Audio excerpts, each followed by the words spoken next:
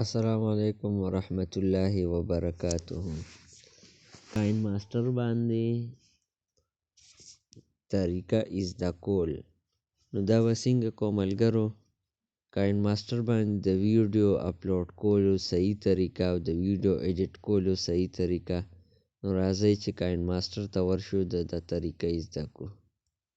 ټولو نه اول چې تاسو کاین ماسټر کله اوپن کړئ، کله کولاو کړئ،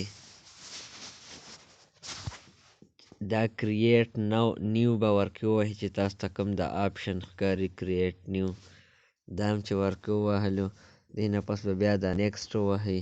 چې نیکسټ هم کله ووهلو بیا به مثلا دې ځای کې یو ویډیو راواخلئ چې هر یو ویډیو وي یا تصویر وي.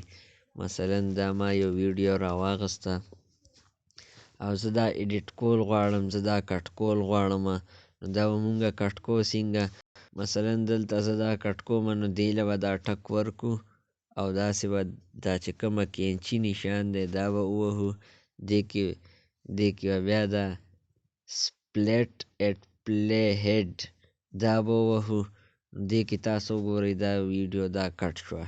چې کله تاسو دا طرف کټ کول غواړئ، ویډیو نه دغه طرف کټ کول غواړئ، دا به ووهئ، دا ډیلیټ به ووهئ.